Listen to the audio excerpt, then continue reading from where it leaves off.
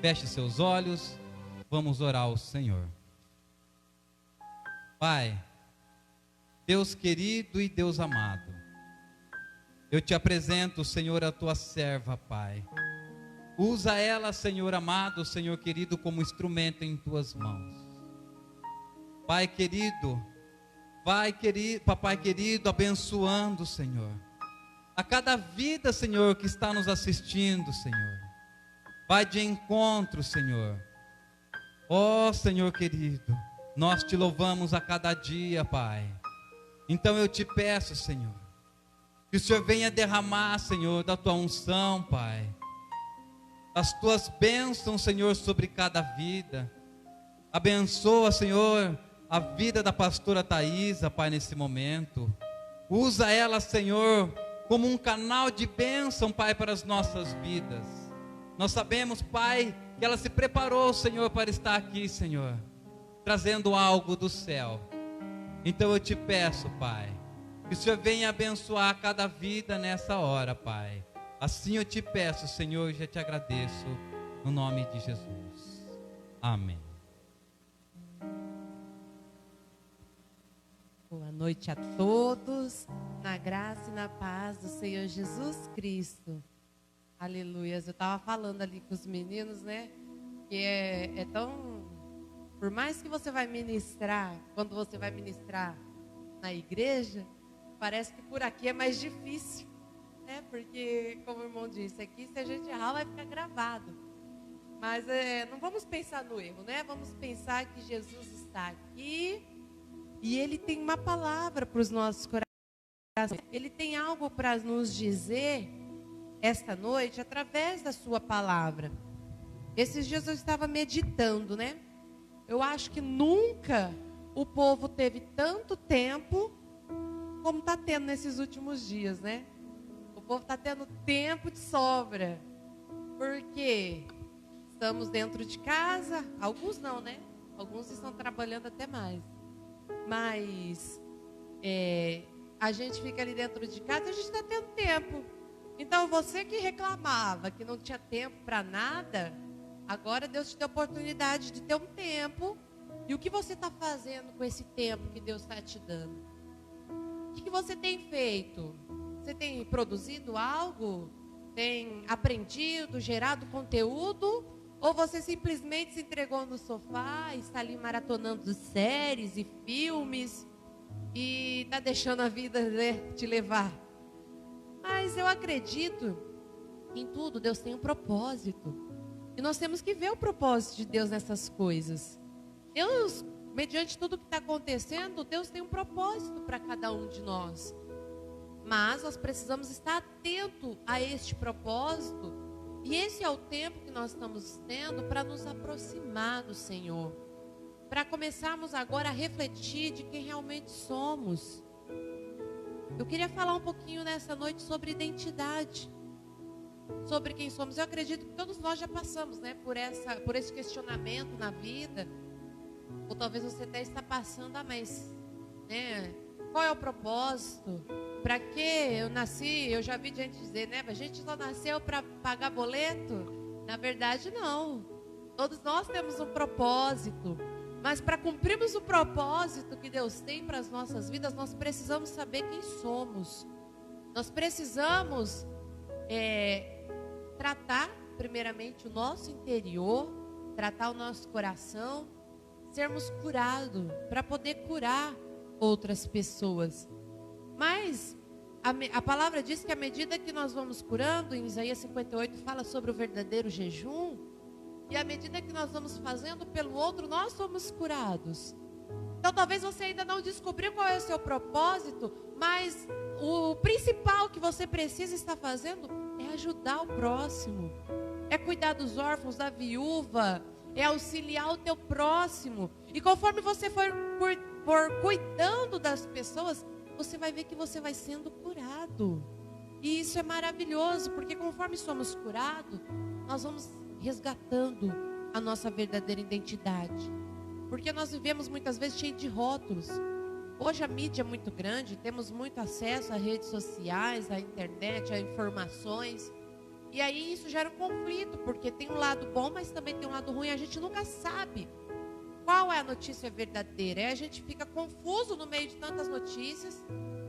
E um diz que é melhor fazer isso, outro diz que é melhor aquilo, e você não sabe o que fazer. E aí a mídia vai te colocando rótulos, e aí você fica ali confuso. E já não sabe mais quem é realmente a sua essência. Para que Deus te criou? Gênesis 1:26 vai dizer que Deus nos criou imagem e semelhança dele. Então, se nós somos imagem e semelhança de Deus, e lá no princípio, além dele criar nós, a imagem e semelhança dele, ele nos deu domínio sobre a terra. Mas o homem perdeu esse domínio quando pecou. Ali ele perdeu a essência da sua identidade. Ele pecou, ele errou, ele entristeceu. E a partir dali, então, agora o homem começa a ter vários conflitos, medos, traumas. E aí começa, então, a trajetória do ser humano de medos, conflitos, traumas, problemas de relacionamento. Porque ele tinha um relacionamento tão íntimo com Deus, de repente ele perde isso ao desobedecer a ordem de Deus. E agora ele precisava resgatar isso. E aí isso vem vindo, né, de geração em geração. E quando chega a nossa vez, a gente parece que não sabe como reagir em diversas situações. A gente não sabe como lidar, muitas vezes, com o passado traumático que nós vivemos. Não sabemos lidar nem com o presente, muito menos com o futuro. E aí vivemos o excesso de passado, acumulando para nossas vidas depressão, angústias, tristeza. Não vivemos um presente como Deus nos prometeu, de uma vida abundante. A gente não vive porque estamos presos ao passado. E em alguns momentos oscilamos com excesso de preocupação com o futuro e sofremos de ansiedade por precipitação. E aí isso tudo se torna uma confusão na nossa mente. Mas para que tudo esteja claro na nossa mente, nada melhor do que consultarmos a palavra. Em Romanos 12, Paulo nos ensina que nós precisamos ser mudados através da renovação da nossa mente. Porque às vezes nós sabemos que precisamos mudar, sabemos até sabemos o que precisa ser mudado na nossa vida, mas a gente não consegue fazer. Por quê? A gente quer fazer da nossa maneira, da nossa força, do nosso jeito. E aí a gente não vai conseguir mesmo, porque a palavra diz que é preciso uma renovação da mente, de dentro para fora. A mudança tem que ser de dentro para fora. Nós vimos há muito tempo atrás, muitas vezes, até hoje nós vemos, né? Algumas pessoas que aceitam a Jesus e começa a mudança de fora para dentro. E aí a aparência, ok, mas quando você vai ver lá dentro, o íntimo do coração, está como um sepulcro caiado, porque não tem coragem de confessar os seus traumas, os seus erros, arrepender-se verdadeiramente, como Jesus nos ensinou, arrependermos e convertermos. E aí fica só a aparência, só a casca, sabe aquela fruta bonitinha, que a hora que você pega e corta por dentro, está toda estragada? Muitos cristãos têm vivido dessa maneira hoje, mas o Senhor tem levantado uma geração de pessoas nesse tempo, para que nós possamos ser a mudança de dentro para fora. Na mente, a restauração da nossa mente, de dentro da nossa mente, do nosso subconsciente, para fora. A nossa mudança tem que ser primeiramente interior, porque de nada vai adiantar eu mudar a minha aparência, se lá dentro o pecado corrói. Se lá dentro a inveja, a mentira, o ódio, a mágoa que vem destruindo famílias, pessoas, vai destruindo aos poucos. Já foi feito estudos, até mesmo a medicina diz que o câncer ele provém muitas das vezes de uma falta de perdão, de um acúmulo de tristezas e amarguras. Porque é lógico, o nosso psicossomático vai somatizando tudo aquilo, não tem mais para onde extravasar, e aí ele vai sair para o nosso exterior em forma de doenças. E aí a gente não sabe como se relacionar, como lidar com isso. Mas nós precisamos ser mudados De dentro para fora, tudo começa daí. Porque eu queria falar sobre alguns tipos de identidade que nós temos, né? Nós temos a identidade que Deus nos deu, é o que Deus pensa ao nosso respeito, e essa é a principal, é a que nós devemos nos apegar. É o que Deus pensa ao nosso respeito, o que Ele tem para nós. E a própria palavra diz que Ele tem pensamentos de paz e não de mal. Se nós vivemos o mal, foi porque nós escolhemos. Deus não tem nada a ver com o nosso sofrimento, com as nossas escolhas, com as nossas decisões erradas, porque na maioria das vezes estamos sofrendo consequências das nossas escolhas erradas. Ah, mas Deus podia me livrar disso, mas a decisão é tua, Ele te deixou um livre-arbítrio. Eu gosto muito de falar sobre isso, porque as pessoas querem culpar Deus por tudo. Ah, o coronavírus é culpa de Deus, que não fez algo para matar esse vírus. Não. O que está acontecendo aí, olha quantas coisas, a natureza se revoltando, e aí as pessoas querem culpar Deus porque os vulcões estão, né, entrando em colapso, está tendo terremotos, tudo rumores de guerra, mas Deus não tem nada com isso. Isso é consequência do erro do ser humano, e Deus não interfere no livre-arbítrio das pessoas. Se fosse assim, seria muito fácil, Ele salvaria todos. Ele te dá o livre-arbítrio, cada um faz suas escolhas, porém vai arcar com a consequência. Todo mundo vai plantar, essa é a lei da semeadura. Há um plantio, vai ter uma colheita. Você pode plantar ou não, é opcional, mas a colheita vai ser obrigatória, seja ela boa, seja ela ruim. Então tudo tem a ver com as nossas escolhas, com as nossas decisões. E muitas das vezes nós não queremos saber. Aliás, nem pensamos o que Deus pensa ao nosso respeito. Qual a identidade de Deus para nós? Segunda identidade que nós temos é que os nossos pais dizem sobre nós. Porque o pai, a mãe é uma autoridade, uma autoridade sobre os filhos. E eles afirmam a identidade do filho. É eles quem diz com a sua boca, o poder da tua palavra. É quem diz que os filhos serão, que os filhos vão viver, a maneira que os filhos vão viver. Já ouviu aquele ditado, né? Que praga de mãe pega? Mas é porque a mãe é uma autoridade, é real. É real essa frase. Mas por quê? Porque muitas vezes a mãe não vigia na boca, na palavra. Ou é ignorante, não conhece a palavra, o que a palavra nos diz sobre o poder da boca. E lança palavras contra os filhos, trazendo sobre eles rótulos. E aí, às vezes, toda a vida você ouviu sua mãe dizer que você não vale nada, que você é um burro, que você é isso. E aquilo rotulou e você aceitou que aquilo é a sua identidade. E aí depois nós temos a identidade cultural. O país que você nasceu, aonde você nasceu, cada país tem uma cultura, a cidade, a região. E ali aquela cultura mostra como você deve ser. E hoje o que mais nós vemos são pessoas querendo ser o que não são. Mas porque a cultura daquela cidade, daquela localização diz que tem que ser assim, e ela quer a aceitação das pessoas, então ela acaba entrando, né, naquele Maria vai com as outras. Está todo mundo fazendo, eu vou fazer também porque é moda para eu ser aceito pela sociedade. Isso já mostra a fraqueza de que ela nem sabe o que Deus pensa a respeito dela. E aí também tem a identidade do que os outros pensam a nosso respeito. E essa é a que nós deveríamos nos apegar, e é o que a gente se apega. Ah, mas se eu fizer isso, o que os outros vão pensar? Ah, mas se eu trabalhar naquele lugar, o que vão pensar de mim? Mas se eu fizer isso, o que vão falar de mim? Mas a partir do momento que você começar a entender que não importa o que as pessoas dizem, não importa o que a cultura manda você fazer, ou se seus pais dizem palavras ruins a teu respeito, o que importa é o que Deus pensa a teu respeito e o que você sabe ao teu respeito. O que você pensa ao teu respeito.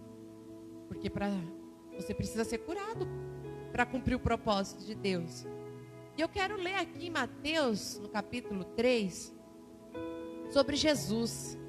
uma palavra que eu acho maravilhosa. Eu amo ficar refletindo sobre Jesus, tudo que ele viveu. Às vezes eu fico pensando, Jesus, eu queria tanto saber como ele viveu, né, até os 30 anos, como é que foi. A única passagem que nós temos, quando ele tinha 12 anos, lá no templo, ensinando os mestres, como será que foi, né? Mas a Bíblia fez questão de colocar a palavra, fez questão de deixar lá registrado que ele obedeceu seus pais em tudo. Então ele era obediente aos seus pais. Mas aí eu quero ler no Mateus capítulo 3, no versículo 16, que diz assim: sendo Jesus batizado, saiu logo da água, e eis que se abriram os céus, e viu o Espírito de Deus descendo como pomba e vindo sobre ele, e em seguida uma voz dos céus disse: este é meu filho amado, em quem muito me agrado. Olha aqui o pai afirmando a identidade do filho. Após o batismo de Jesus, antes de iniciar o seu ministério, nós vamos ver aqui Jesus indo ser batizado. Batismo fala de cura, de limpeza. Jesus não precisava mais, ele cumpriu tudo que precisava ser cumprido diante da lei, dos homens e de Deus, para mostrar que ele ia ser justo, que ele ia ser fiel. E mesmo sem pecado, ele foi lá se batizar, porque o batismo, ele mostra o arrependimento. Ele mostra então agora o arrependimento verdadeiro. Outrora você era assim, agora você não é mais. Então ele foi apenas lá reafirmar a sua identidade, sendo batizado conforme as ordenanças. E na hora que ele saiu do rio, a voz dos céus veio afirmando a identidade de quem ele era. Meu filho amado, em quem muito me agrada, ou em outras traduções, em quem me comprazo. Olha que maravilhoso. Deus afirma a identidade do filho. Olha, lembra que eu disse que o pai é quem afirma a identidade do filho? Ele acaba de dizer que ele era um filho amado. Então Jesus já tinha plena convicção de que ele era um filho amado. Ele era um filho de Deus amado. Mas olha que interessante, seguindo aí no capítulo 4, agora então, antes de começar o ministério de Jesus, ele foi levado pelo Espírito aí em letra maiúscula é o Espírito de Deus. O próprio Deus levou Jesus ao deserto, e lá ele foi tentado pelo diabo. Então agora, antes dele iniciar o seu ministério, ele foi batizado, e agora ele é enviado ao deserto para ser tentado. E aí, depois de jejuar 40 dias e 40 noites, ele teve fome. E aí o diabo vem até ele e faz o seguinte questionamento: se tu és filho de Deus, manda que essas pedras se tornem pães. Só que aqui, ele não está afrontando Jesus pela fome, mas ele está querendo que Jesus prove quem ele era. Mostra aí sua identidade. Se você é mesmo filho de Deus, então faz. Infelizmente, nós seres humanos temos a mania, né, de queremos provar quem somos. Lembra na época de escola, quando alguns coleguinhas brigavam, se você é homem, então vem. Se você é mulher, então vem aqui me bater. Tinha muito disso, né, na época da escola, quando a gente era criança. Por quê? Isso incita a ira do ser humano, porque é natural do humano querer provar que ele é. Sim, não, eu sou homem, sim, e vai lá, e às vezes apanhava dos colegas na escola. Aqui o diabo está fazendo exatamente isso com Jesus. Se você é mesmo filho de Deus, então me prova. Ele testa, ele prova a identidade de Jesus, coloca agora em dúvida se Jesus era realmente o filho de Deus. Só que Jesus tinha acabado de ouvir a voz do Pai reafirmando quem ele era. E aí Jesus fala: olha, não é só do pão vive o homem, mas da palavra que acabou de sair da boca do meu Pai, dizendo que eu sou filho. Eu sou filho amado. Eu não vivo do pão, eu vivo da palavra que sai da boca de Deus. E Deus tinha acabado de dizer que ele era o filho amado. Não é maravilhoso isso? Se você conseguir entender que você é filho de Deus, não vai mais importar o que as pessoas falam: fulano não fez nada para ninguém, porque é Deus quem justifica. Aqui, Deus já tinha dito quem ele era. Depois disso, você não vai ver Deus falando novamente: meu filho, meu filho, meu filho. Não. Deus disse uma única vez, ele apegou-se àquilo, ele acreditou e confiou. E quando Satanás foi querer lá questionar você mesmo, então prova se você é filho de Deus, transforma as pedras em pão. Transformar a pedra em pão era só uma desculpa que ele queria para que fizesse Jesus se questionar. Será que eu sou mesmo filho de Deus? Deixa eu provar. Não, Jesus não pensou nada disso. Ele simplesmente venceu Satanás através da palavra. Olha, não só de pão vive o homem, mas de toda a palavra que sai da boca de Deus. E qual é a palavra que tinha acabado de sair da boca de Deus? Que ele era filho, então não preciso provar nada para ninguém. Eu sou filho, Deus já me disse. O que importa é o que Deus disse a meu respeito e eu creio nisso. E Deus te chamou para ser filho. Deus te chamou para ser filho. Quando Deus criou o homem, foi para ser filho. Se você ler a genealogia de Jesus lá em Lucas, você vai ver, vai falando, né? Filho, Jesus, filho de José, filho, e vai falando, até que ele chega em Adão, filho de Deus. Ou seja, Adão, ele era filho de Deus. Eles tinham relacionamentos de filho. Pai e filho. Você não precisa provar nada para ninguém. Olha aqui, me faz lembrar da passagem. Lucas capítulo 15, versículo 11. A parábola do filho perdido. O que aconteceu? Todos nós conhecemos a história. O pai, ele chega até o pai e fala: pai, me dá minha parte da herança. Ele desonra o pai naquele momento. E ele vai viver a vida que ele queria. Ele deixou de ser filho? Não, mas ele fez a escolha dele. Ele não comparar a nossa vida com os nossos filhos. Porque eu penso que é exatamente assim que Deus nos vê. Sabe quando você tem o seu relacionamento com seu filho? Sabe quando você conversa com ele? Quando você tem intimidade com ele? Ou não, né? Ou deveria ter? Mas é assim, é exatamente assim Deus conosco. Então, eu fico pensando, os nossos filhos crescem, e aí cada um faz suas escolhas. E aí você que é mãe e pai, eu te pergunto, quando seu filho faz uma escolha errada, quando ele decide se desviar dos caminhos que você ensinou, ir para a vida errada, fazer coisas que te entristecem, você deixa de amá-lo? A gente até se entristece, né? Eu acredito que você até se entristeça. Porque não é aquilo que você ensinou, não é aquilo que você queria, mas ele fez a escolha dele. Então agora ele vai sofrer as consequências dele. Mas ele não deixou de ser filho amado. Ele continua sendo filho, ele pode mudar de estado, de país. Ele pode ser preso, ele pode fazer o que for. Ele não vai deixar de ser teu filho. Não existe ex-filho. Então vai ser filho. Pode ser um filho obediente, um filho sábio, que honra os pais. Pode ser um filho que desandou na vida, que fez as escolhas erradas, como esse filho pródigo. Mas ele não deixou de ser filho, ele foi e viveu a vida dele dissoluta. Mas o interessante aqui, que na hora do sofrimento, por isso que Provérbios diz, né? Ensina a criança no caminho que deve andar. Por quê? Quando ele estava lá, numa dificuldade, desejando a comida dos porcos, o que ele lembra? Dos ensinamentos do pai, da casa do pai.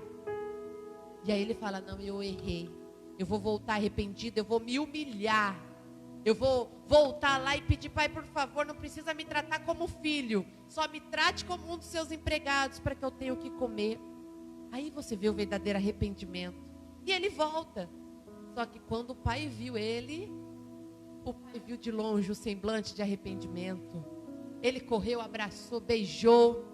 Ele já mandou trazer roupas. E aí o filho até fala, pai, olha, eu pequei, não sou digno de ser chamado teu filho. Mas aí no versículo 22, o pai ordenou aos seus servos, traz depressa a melhor roupa, vestiu com distinção, põe o anel de autoridade e as sandálias de filho.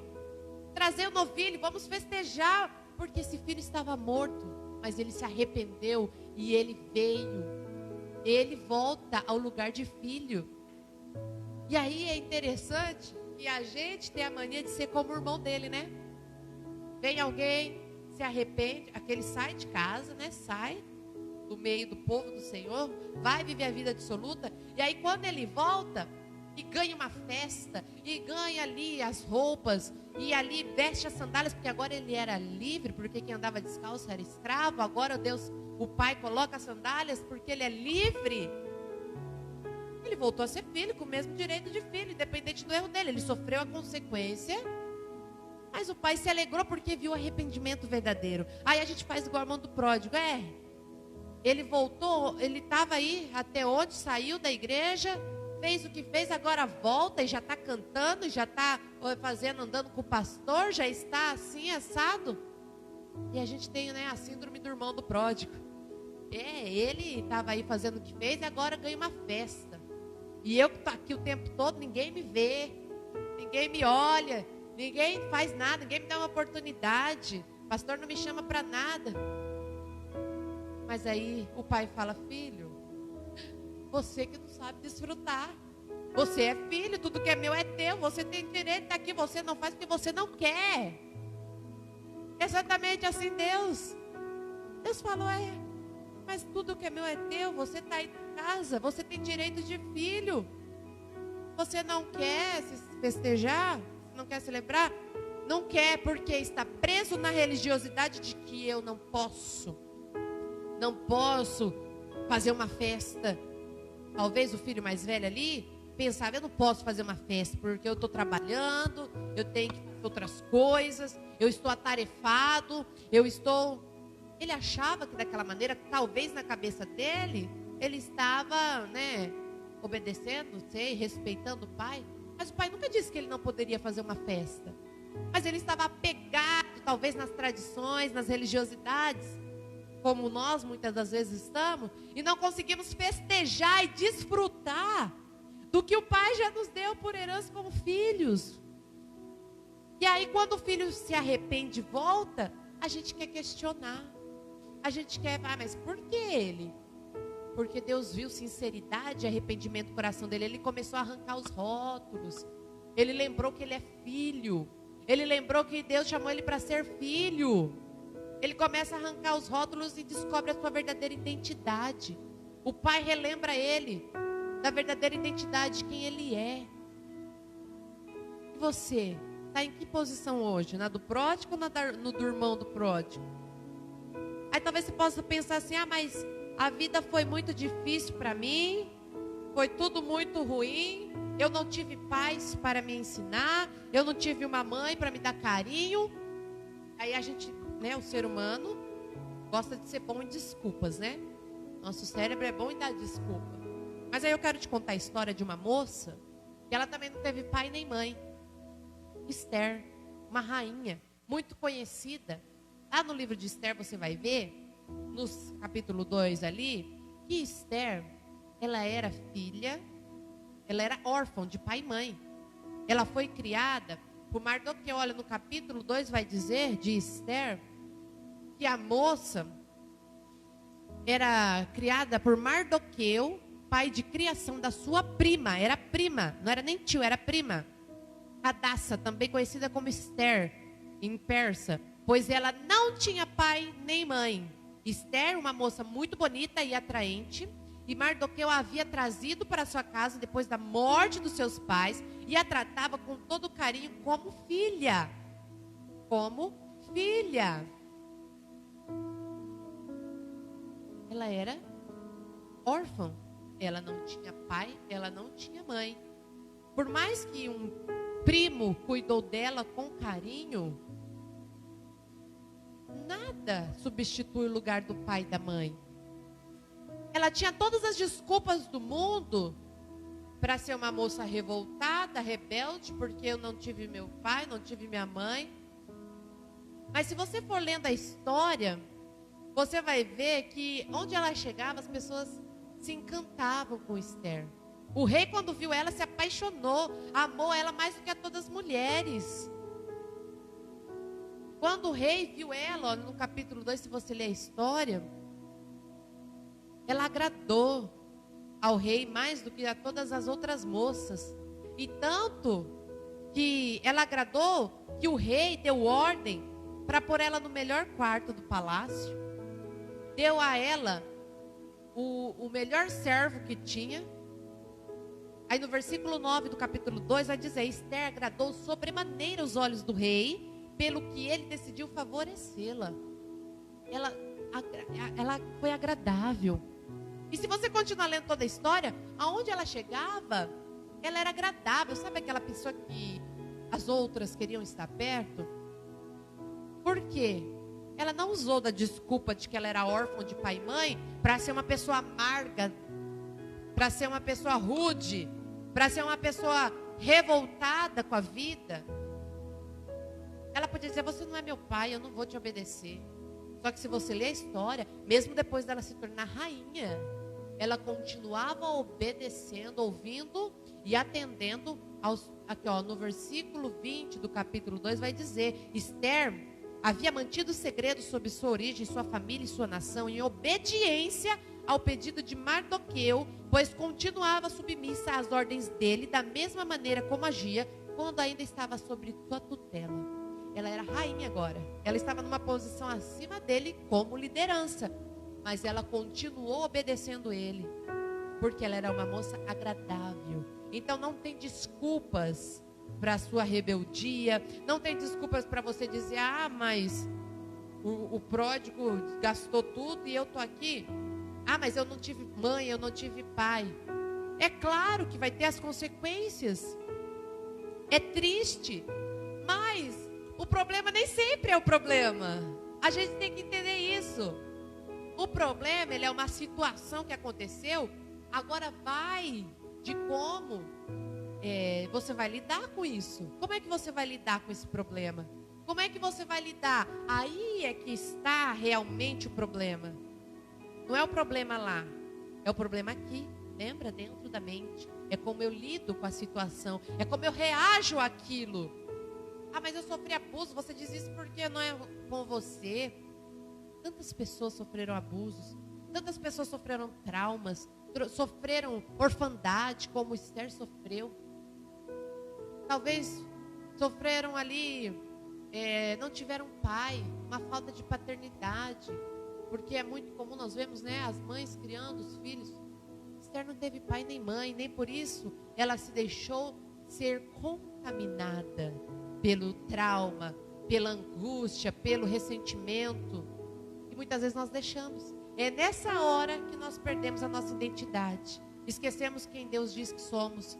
Porque ficamos apegados ao trauma, ao medo. Ah, mas eu fui abandonada. O vitimismo entra, né, em ação. Eu fui abandonada, eu fui deixado pelos meus pais. Eu sofro porque ninguém nunca me viu, ninguém nunca me ajudou.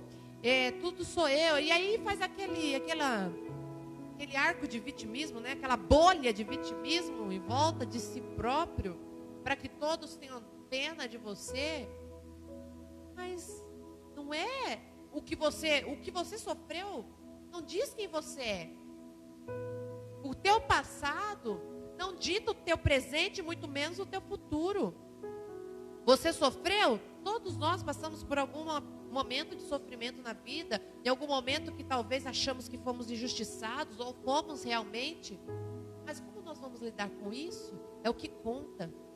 Aí você lida com isso como se aquilo fosse teu problema de estimação, se torna vítima da situação, se tranca numa bolha e acha que todo mundo te deve, porque você sofreu a tua infância, você sofreu sem pai, sem mãe. Isso não é desculpa. Eu falei aqui outro dia sobre a figueira. Quando Jesus passou, a figueira estava cheia de folhas e ele foi procurar lá frutos. Só que uma figueira, antes dela dar frutos, ela dava as folhas primeiro. Então, se ela tinha folhas, provavelmente ela tinha que ter frutos. E Jesus foi procurar e não achou. E aí é engraçado que a Bíblia dizia bem assim: e não era tempo de frutos. E daí? Jesus não quis saber da desculpa dela. Ah, mas Jesus, não era tempo de fruto. Mas se tinha folha, tinha obrigação de ter fruto. Se não tem fruto, então seja amaldiçoado. Árvore que não dá fruto é cortado. Machado passa na raiz e é jogado ao fogo. Você prefere levar machadada ou levar pedrada? Se você leva pedrada é porque você tem frutos. Então não é muito melhor ser apedrejado? Quer dizer que você está dando frutos. Quer dizer que você está cumprindo o seu propósito. Você está cumprindo o que Deus te plantou ali para cumprir, para realizar. Deus te plantou ali para florescer, para frutificar. Se você está levando pedradas, é porque você está cumprindo o propósito. Então fique feliz por isso. Não importa o que os outros pensam. O que importa é o que Deus pensa a teu respeito. Agora, se está muito quieto, se a tua vida está muito boa, fique preocupado. Porque o machado está posto na raiz, logo, logo vai cortar e será jogado no fogo. Então nós temos que ficar felizes. A figueira tinha desculpa de que não era tempo. Não interessa, essa desculpa não colou para Jesus. Qualquer desculpa que você possa querer dar, não vai colar. Não vai, Jesus não vai aceitar. Por quê? Ele não quer saber de desculpas. Ele quer saber como você vai reagir. Já foi transformado na mente? Olha o povo de Israel. O que Deus fez? Tirou o povo. Se você ler lá em Êxodo, o povo era... Deus chama eles de meu povo. Ó, quando Moisés foi chamado, Deus fala, olha, eu sou o Deus de Abraão, de Isaac, de Jacó. Certamente eu tenho observado a opressão e a miséria sobre meu povo no Egito. Eu tenho ouvido o seu clamor por causa dos feitores. Eu sei quantos estão padecendo e por esse motivo eu desci, a fim de livrá-los das mãos dos egípcios e tirá-los daqui para uma terra que mana leite e mel. E Deus já deixou avisado, é a terra dos cananeus, dos hititas, dos amorreus, dos fariseus, dos heveus, dos jebuseus, a terra de todos esses zeus aí. Cada um era um problema para o povo de Israel. Mas eu vou dar essa terra para eles. E aí Deus levanta Moisés. E aí ele vai. E aí Deus tira o povo. Começa então agora, né, toda a jornada, o êxodo, né, a Páscoa, como falamos aqui no domingo. Houve a libertação. O povo está lá no deserto. E o povo começa a andar. E aí Deus prepara a sombra, água fresca. À noite tinha muralha de fogo para ficar tudo quentinho, né? O povo não passar frio. Olha que Deus maravilhoso. Ele cuida da gente nos mínimos detalhes. Colocava a sombra fresca de dia para o sol do deserto não queimar. À noite colocava um aquecedor exclusivo, quentinho, para o povo não morrer de frio. E o povo reclamando. Não sabiam quem era. Perderam a sua identidade lá no Egito. Perderam a identidade lá. Esqueceram que era o povo de Deus. Esqueceram que Deus disse que eles iriam sair. Iam ser agora libertos. Iriam entrar numa terra.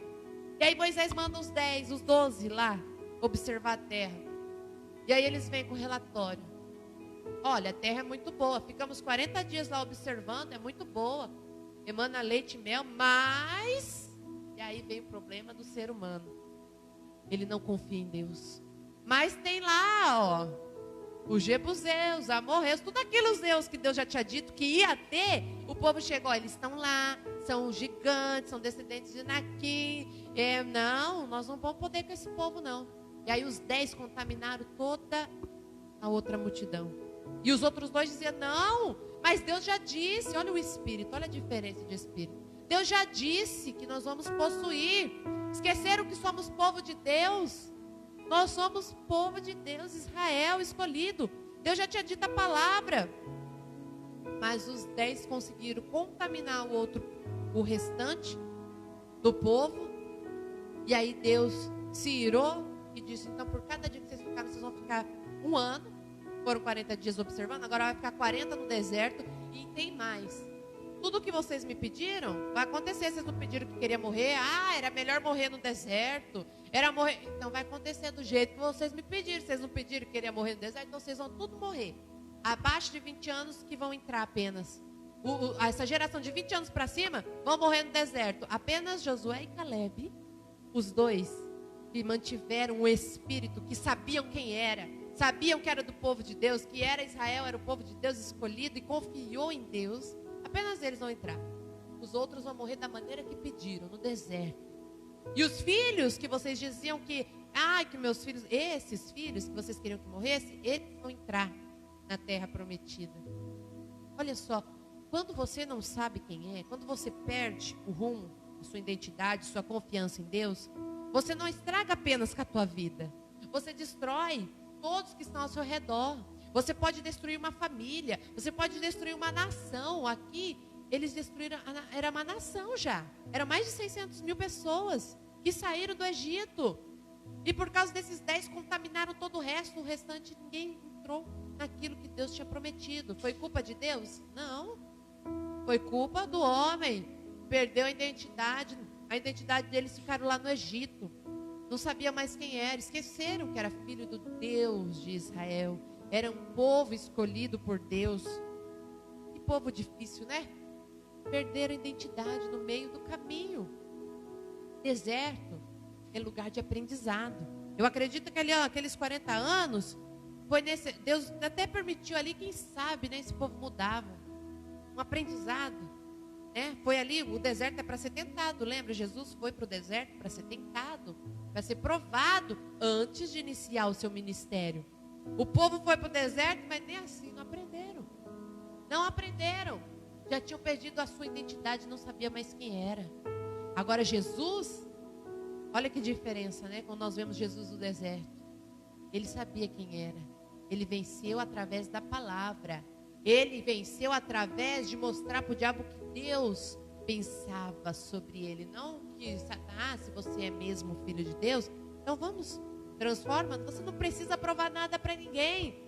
Quando você está vivendo debaixo da confiança, obediência ao Senhor, o que importa é o que Deus pensa a teu respeito. Jesus agradou todo mundo? Não. Ele nunca pecou, ele nunca errou, ele foi obediente em tudo, ele foi exemplo em tudo, e nem assim agradou todo mundo. Tinha os fariseus, tinha todos os eus, né? Para importunar, para perseguir. Porque ele estava dando frutos, então as pedras estavam sendo lançadas, porque ele estava dando frutos, ele estava cumprindo o seu propósito. Quando você sabe quem é, você cumpre o teu propósito com excelência. Então eu quero te levar a refletir nesta noite. Aproveite esse tempo que você está tendo aí em casa e reflita sobre a sua identidade. O que Deus pensa a meu respeito? Para que Deus me criou? Qual foi o propósito de Deus para a minha vida? E as respostas de tudo isso você vai encontrar na palavra. Então comece a estudar. Leia Romanos 12 e fala: Senhor, eu quero ter essa renovação da mente. Eu quero ser mudada de dentro para fora. Então o que eu preciso fazer? E aí você vai ver o Espírito Santo vai te guiar. Vai cair como as escamas dos olhos, como foi com Saulo. Ele era doutado na lei. Ele era sábio, conhecia a lei. Mas ele achava que toda aquela perseguição que ele estava fazendo era para proteger a lei. Ele não sabia quem era. Até que as escamas caíram nos olhos, eles viu. Ele era filho de Deus. Ele era chamado para falar sobre Jesus.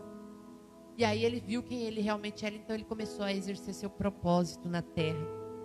Quando você entender para que é que você foi chamado, que você é filho, que as escamas caírem, e você começar a obedecer e confiar no Senhor, você vai ver todo o propósito da sua vida sendo cumprido.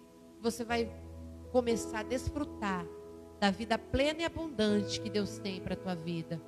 Eu quero fazer uma oração por você neste momento, aonde você estiver. Feche seus olhos, comece a pensar aí na tua vida, como é que você tem vivido, como é que você tem se comportado diante dessa situação que estamos passando. Será que você tem confiado em Deus e descansado? Ou será que você está todo preocupado, se descabelando com as contas que vai ter que pagar, com os problemas, com as cobranças, com tudo que está acontecendo, com medo da doença? Não! Lembre-se de quem você é. Você é filho de Deus. Aleluias. Então leve os teus pensamentos até Ele e peça ajuda ao Espírito Santo. Pai querido e amado, eu quero te pedir nesta hora por cada vida que está ouvindo esta palavra e caindo as escamas dos olhos, entendendo que ele é filho e filha de Deus, escolhido desde o ventre para um propósito divino na terra. Que tudo aquilo que nós fazemos seja para teu louvor, que tudo seja para tua glória, para que seu nome seja glorificado. Que nós possamos, ó Deus, cumprir o teu querer, o teu chamado, que nós possamos estar no centro da tua vontade, onde o Senhor quer que nós estejamos. Não onde nós queremos estar, ó Deus, mas o Senhor sabe o que é melhor, o que é mais perfeito e agradável para a nossa vida, mesmo que pareça difícil, mesmo que pareça doer, mas o Senhor enxerga além, o Senhor sabe de todas as coisas, o Senhor consegue enxergar e ver que isso aqui é apenas um aprendizado, é apenas um tempo, é apenas um momento que vai passar. e que nós possamos sair desse tempo, ó Deus, com o nosso, com a nossa mente totalmente renovada através da palavra, que nós possamos sair mudado, que nós venhamos aprender e sair daqui com experiências para a nossa vida, para que sejamos pessoas melhores, para cumprir o teu propósito. Eu te peço, ó Deus, eu já te agradeço, em nome de Jesus, amém. Jesus, graças a Deus. Eu quero agradecer a cada um que nos ouviu, que esteve aí conosco. Deus nos abençoe e medite nesta palavra, que o Espírito Santo possa te ajudar nessa nova caminhada que eu tenho certeza que você vai tomar a partir de hoje. Deus abençoe em nome de Jesus. Amém.